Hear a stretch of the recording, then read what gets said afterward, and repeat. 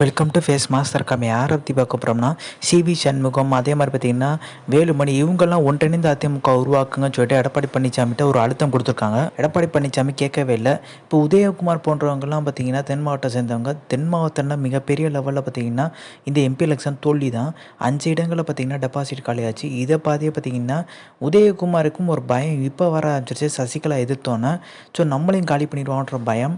ஆனால் பார்த்திங்கன்னா இப்போ சிவி சண்முகமோ வேலுமணி பார்த்தீங்கன்னா கொங்கு மண்டலம் வட மாவட்டம். இப்போ சிவி சண்முகம் 2020 சட்டமன்ற தேர்தலில் தோற்றுருந்தாலுமே ஜெயிக்கிறதுக்கான வாய்ப்பு இருக்குது. ஆனால் வேலுமணியும் ஜெயிச்சுருவார். ஆனால் இங்கிட்டு தென் மாவட்டங்களில் இருக்கவங்களாம் ஒரு பீதியாக இருக்காங்க. குறிப்பிட்ட நத்தம் விஸ்வநாதன், அதே மாதிரி செல்லூர் ராஜெல்லாம் பார்த்திங்கன்னா சசிகலா ஆதரவு மனநிலைக்கு போயிட்டார். அதே மாதிரி பார்த்திங்கன்னா உதயகுமார் பார்த்திங்கன்னா எப்போ வேணால் சசிகலா பக்கம் காலில் சின்னம்மான்ற உழுவதுக்கான வாய்ப்பு இருக்குது. திண்டுக்கல் சீனிவாசன் அமைதியாட்டார்.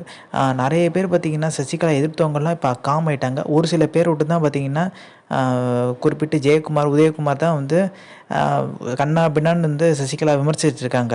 ஆனால் அவங்களால பார்த்திங்கன்னா நீடிக்க முடியுமா, இதே எதிர்ப்பில் நீடிக்க முடியுமான்னு கேட்டிங்கன்னா இல்லை. மித்த செங்கோட்டையன், வேலுமணி இவங்கெல்லாம் பார்த்திங்கன்னா அமைதியாக இருக்கும்போது தெரியுது சசிகலா உள்ளே வர போகிறாங்கன்றது. மிகப்பெரிய ஒரு முன்னேற்றம் இந்த ஒரு சுற்றுப்பயணத்தில். ஸோ இந்த இன்ஃபர்மேஷன் முடிச்சா like, share, subscribe. Thanks for வாட்சிங் திஸ் வீடியோ.